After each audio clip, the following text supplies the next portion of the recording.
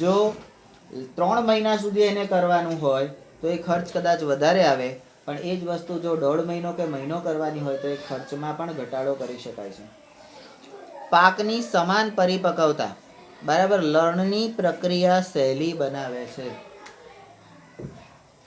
સમાન પરિપક્વતા હોય તો એ લણણીને સહેલી બનાવે છે, બરાબર, અને લણણી દરમિયાન થતા ઉપજના નુકસાનને ઘટાડે છે. આપણે જ્યારે વાળતા હોય તો વાળતી વખતે ઘણી વખત જે ઉપરના ડુંડા કે એ હોય છે એમાં નુકસાન થતું હોય છે, પણ જો આ પ્રક્રિયા રીતે આપણે કર્યું હોય તો એ નુકસાનને બચાવી શકાય છે. નંબર 5, ચલો. 5. બહોળા પ્રમાણમાં અનુકૂલન. બહોળા પ્રમાણમાં અનુકૂલન ધરાવતી પર્યાવરણીય પરિસ્થિતિ પાકના ઉત્પાદનને સ્થિર કરવામાં મદદરૂપ રહે છે. 6. ઇચ્છિત કૃષિ વિષયક લક્ષણો. ઇચ્છિત કૃષિ વિષયક લક્ષણો જેવા કે ઊંચાપણું, વધુ શાખિત વગેરે ધરાવતી ચારા માટેની જાતોનો વિકાસ વધુ ઉત્પાદન સ્થાપિત કરવામાં મદદરૂપ રહેશે.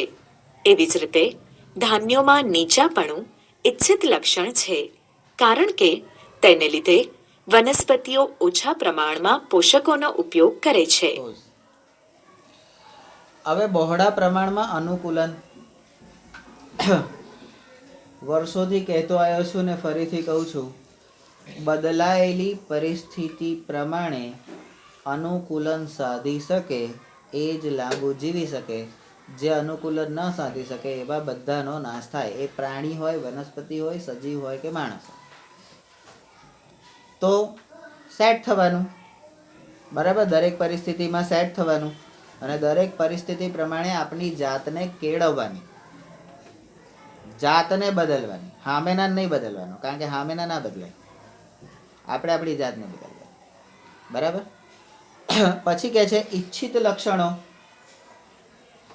મારે તો આવી સરસ રૂપાળી છોકરી જોઈતી હતી, પણ આવી ગયા 2 છોકરા. ઈચ્છિત લક્ષણો વાળા ના આવ્યા ને. પણ જો આવી જ જોઈએ, જાડી જ જોઈએ, લાંબી જ જોઈએ, રૂપાળી જ જોઈએ, દેડકા જેવી આંખો જોઈએ, ગાલ આવા ગોળ મટોળ જોઈએ, બરાબર, તો એ ઈચ્છિત લક્ષણો માટે ઈચ્છિત પ્રકારના DNA ધરાવતા પાકોનું સંકરણ કરવું પડે, અને તો આવી ગલગોટા જેવી મળે.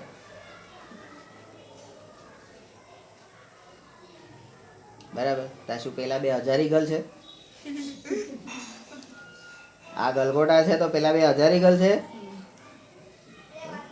એ 2 ગુલાબના છોડ છે, ભલે કાંટા વાળા છે, ગુલાબ તો ખરા ને. શું કે નહીં? આને કઈ ખબર જ નહીં પડતી, બધું બાઉન્સ જાય છે. એને હાઈટ ઓછી ને એટલે બદલાયેલી જાત કરવી પડશે. તો વનસ્પતિમાં લક્ષણો એટલે શું?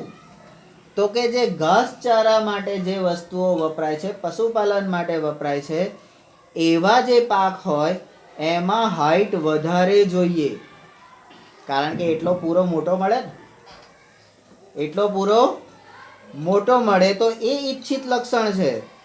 અને ધાન્ય, ધાન્ય એટલે અનાજ, જે માણસોએ ખાવાનું છે, એમાં હાઈટ ઓછી જોઈએ, બરાબર. કેમ? તો કે નીચેથી ક્ષાર એને શોષવાના છે, બરાબર, તો એ ઓછા પ્રમાણમાં શોષે અને વધુ પ્રમાણમાં ઉત્પાદન આપે. તો એ ઈચ્છિત લક્ષણોની વાત કરેલી છે.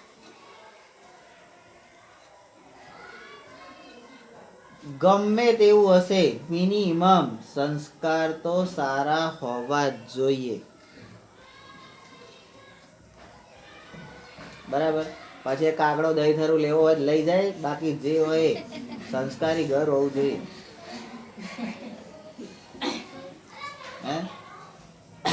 પછી આની જેમ રોજ સાંજે 1 પ્યાલા પીલા દે પારો,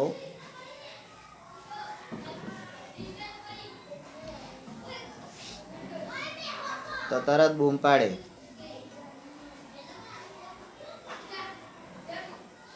છોકરાઓ જરી લાવો તો મારો જારો.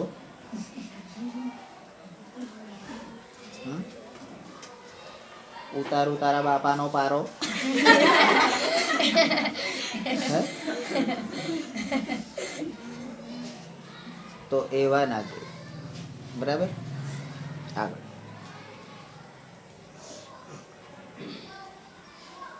પાક ઉત્પાદનનું વ્યવસ્થાપન સંચાલન. ભારત ખેતી માટે ખૂબ મોટો વિસ્તાર ધરાવે છે અને 75% વસ્તી ખેતીના કામ સાથે સંકળાયેલી છે. ભારતમાં ખેતી નાના ખેતરોથી માંડી ખૂબ મોટા ખેતરોમાં થાય છે અને આ 3 પ્રકારના ખેડૂતો દ્વારા થાય છે. 1. નાના ખેડૂતો. મારા 2. જેવા. માર્જિનલ ખેડૂતો તમારા એટલે જેવા. કે સીમાંતક ખેડૂતો. 3. પ્રગતિશીલ ખેડૂતો. આ લોકો જેવા. ખેડૂતોનું વર્ગીકરણ આ મુજબના માપદંડ પર આધારિત છે. 1. ખેડૂતોની જમીન ધરાવવાની ક્ષમતા. 2. ખેડૂતોની આર્થિક પરિસ્થિતિ. 3. ખેડૂતો દ્વારા આધુનિક તકનીકીનો ઉપયોગ. પોચ. પોષ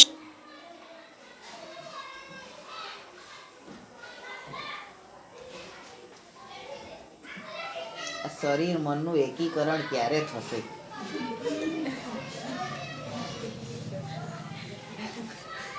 આટલી ફાસ્ટ લાગી હોય તોય નહીં કરતો, શું કરવાનું? તો હવે જે તમને દેખાયું હતું એ તમારે યાદ રાખવાનું. હું બોલું છું એ તમારે સાંભળવાનું. બરાબર? કે ભાઈ ભારત એક કૃષિ પ્રધાન દેશ છે, ખેતી પ્રધાન દેશ છે, આપણને બધાને ખબર છે. ભારતમાં 75% લોકો એટલે ખેતીલાયક જમીનોની સંખ્યા દુનિયાની સરખામણીમાં વધારે છે. એ વાત જુદી છે કે અત્યારના મુઆ ખેડૂતો પોતપોતાની જમીનો વેચીને ગાડીઓ વસાઈને ચીચી ખાવા લાગ્યા છે. હે? અત્યારના ખેડૂતો ખેતીની જમીન વેચીને આવા બધા ધંધા કરવા મળ્યા છે. 3 કરોડ રૂપિયા આલે એટલે વેચી કાઢવાની અને 3 મહિનામાં નવરા થઈ જવાનું. હતા એવા ને એવા બાઇકના હપ્તા ના ભરાય, પેલો બાઇક વાળો અહીં લઈ જાય. પૈસા હોય તો આવજે. સારું, બાજુવાળા વિચાર કરે હમણાં તો 3 કરોડમાં જમીન લીધી છે, 3 મહિનામાં 3 કરોડ કેમ ના સાફ કરી નાખ્યા? આ રોડપતિ કઈથી આવી ગયો? કરોડપતિમાંથી રોડપતિ. પણ આવું બધા ધંધા હોય તો થાય. તો ખેડૂતો 75% લોકો આપણા જે છે વસ્તીના એ ખેડૂતો એટલે ખેતીના વ્યવસાય સાથે જોડાયેલા છે. ખેતીના વ્યવસાય સાથે જોડાયેલા એટલે એમાં કયા કયા માણસોનો સમાવેશ થાય છે? તો ખેડૂત, ખાતર બિયારણ વેચતો માણસ, ખેત મજૂર, બરાબર, એના પ્રોડક્શન સાથે લેબોરેટરીમાં કામ કરતા રિસર્ચના માણસો, આ બધા જ લોકો જ્યારે ભેગા થાય, આ રાઈજી રાયડો, બરાબર, તો બોર બનાવી આલે તો તમે હરખી ખેતી કરો ને. એટલે એ પણ ખેતીના વ્યવસાય સાથે જ જોડાયેલા લોકોમાંના એક કહેવાય. તો એ 95% વસ્તી, 75% એ ખેતીના વ્યવસાય સાથે જોડાયેલા છે. અને ખેડૂતોના 3 પ્રકાર છે. મારા જેવા નાના ખેડૂત આવડું ખોબલું લઈને બેસી રહે, પણ એમાં પણ સરસ મજાની ખેતી કરે. આ લોકો જેવા માર્જિનલ ખેડૂતો, હે, આપણે છે ને એટલી જ ખેતી કરવાની કે આવક જાવકનું સરભર થઈને થોડું ઘણું મળે. આવક જાવકની સરભર થઈને થોડું ઘણું મળે એટલી માર્જિનલ ખેતી કરવાની. બરાબર? આ બધા મોટા ખેડૂતો 100 વીઘા, 200 વીઘા, 1500 વીઘા ખેતી કોણ કરે? માણસો કરી લે. 1500 વીઘામાં કેટલા માણસો? 18 માણસો રાખ્યા છે. એટલા બધા શું કરવા છે? એક જણ ટ્રેક્ટર ફેરવે, એક જણ પેલું વીણે, એક જણ પેલા નિંદામણ કાઢે, એક જણ પાણી છાંટે, એક જણ વાવે. આવું બધું કરવા. કે કાપવા માટે આજુબાજુ વાળાને બોલાવી લઈએ છે, કાપી કાઢે. કારણ કે કોકની પ્રગતિ થતી હોય તો બાજુવાળા તો કાપવા તૈયાર જ હોય ને. ઈર્ષાળુ એવા નહીં. આ તો બધા જેને જરૂરિયાત હોય બિચારા, તમારા જેવા નાના ખેડૂતો હોય, બીજાને ખેતરમાં કાપવા જાય, હે, હોંચ પડે 100-200 રૂપિયા મળે ને ભાઈ. બાકી બેટરીમાં મસ્ત લાગે. તું હારખો પેલી રીતે હતો એના કરતા. મારે તારા જેવા ચશ્મા બનાવવા પડશે. કઈથી બનાવે? હા લો બોલો ગામમાં બધા મરી ગયા છે તો આણંદ જવાનું. તો ખેડૂતો 3 પ્રકારના છે અને ખેડૂતોના પ્રકાર કેવી રીતે પડે છે તો એમની કામ કરવાની પદ્ધતિ, એમની આર્થિક સ્થિતિ અને એમની પાસે કેટલી જમીન છે એના પર. બરાબર, આગળ. પોષક તત્વોનું વ્યવસ્થાપન. વનસ્પતિના ખોરાકની જરૂરિયાત કેટલાક ખનિજ તત્વો પૂરી શકે છે. તેને વનસ્પતિના પોષક તત્વો કહે છે. વનસ્પતિ જમીનમાંથી અનેક તત્વો મેળવે છે. તેમાંથી ફક્ત 16 તત્વો વનસ્પતિ પોષણ માટે આવશ્યક છે. આવા તત્વો આ મુજબની જરૂરિયાત પૂરી કરતા હોવા જોઈએ. 1. તત્વની ગેરહાજરીમાં છોડ પોતાનું જીવનચક્ર પૂર્ણ કરી શકતો નથી. 2. તત્વની ઉણપને દૂર કરવા માટે અથવા તેમાં સુધારો કરવા તે જ તત્વ આપવું જરૂરી છે. તેની અવેજીમાં બીજું તત્વ તેની પૂર્તિ કરી ન શકે. 3. આવા તત્વોની વનસ્પતિના પોષણ અને ચયાપચય પર સીધી અસર હોય છે. પોષક તત્વોનું વ્યવસ્થાપન.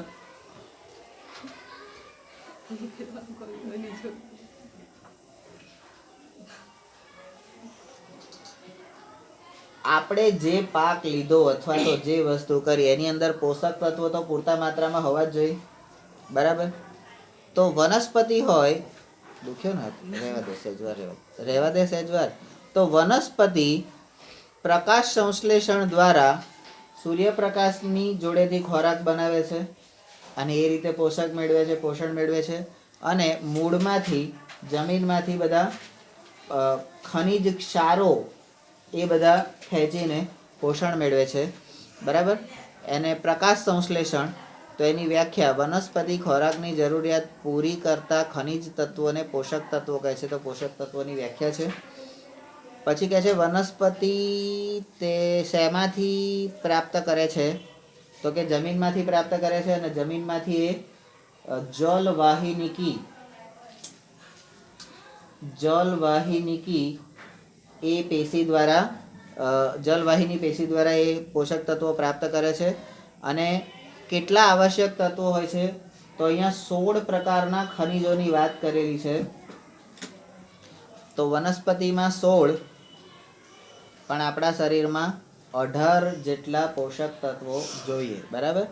તો આપણી પાસે આ જે પીળા ડબ્બા છે ને એ 18 ટાઈપના હોય જે આપણા શરીરના પોષક તત્વો છે જે આપણને વનસ્પતિઓમાંથી મળે છે. તો કઈ જરૂરિયાત પૂરી કરતા હોવા જોઈએ તો તત્વોની ગેરહાજરીમાં છોડ પોતાનું જીવન પૂર્ણ કરી શકતો નથી.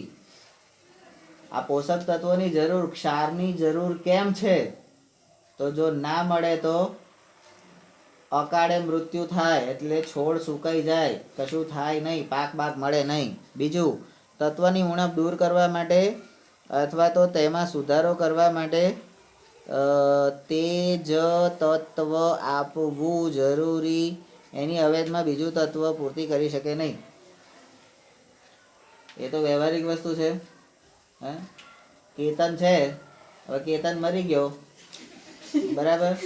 તો કેતનની જગ્યાએ અજીત જઈને એમ કે હવે કેતન નહીં, હું તો છું ને, પણ તું કેતનની ખોટ પૂરી કરી શકે નહીં. બરાબર. તું એનો સપ્લિમેન્ટ કહેવાય. બરાબર. કંઈ નાનું મોટું કામ હોય તો તું કરી શકે, પણ અત્યારે આપણે એક ઉદાહરણ આપણી પાસે છે જ ચૈતન્યભાઈનું. બરાબર. તો ઘરમાં નથી તો એની જે ખોટ છે, ભલે નિકુંજભાઈ છે પણ નિકુંજભાઈ એની ખોટ પૂરી કરી શકવાના છે? આપણે બધા જ જઈએ તો એ ખોટ પૂરી કરી શકવાના છે? ના. તો જે તત્વ ખૂટતું હોય એ જ જોઈએ એમ કે. અને આવા તત્વોની વનસ્પતિના પોષણ અને ચયાપચયમાં સીધી અસર થાય છે. બરાબર. પોષણ મેળવવા માટે કે એના પાચન માટે પણ એની ઉપર સીધી અસર કરે છે. તો આપણા શરીરનું સૌથી જરૂરી અંગ ડોજું. પેટ ખુશ, દિમાગ ખુશ. બરાબર. પેટ ખુશ તો દિમાગ ખુશ, અને દિમાગ ખુશ તો બધું ખુશ. બરાબર. ચારે બાજુ આનંદ જ આનંદ, જલસા પાર્ટી. પણ જો इसमें प्रॉब्लम तो इधर भी प्रॉब्लम और इधर प्रॉब्लम तो सब जगह प्रॉब्लम. બરાબર. તો એવું અહીંયા વાત છે. બરાબર. आवश्यक वनस्पति पोषक तत्वों स्त्रोत. थांबला, इधर कट कर, इको याद रखना. दो ही बज गए.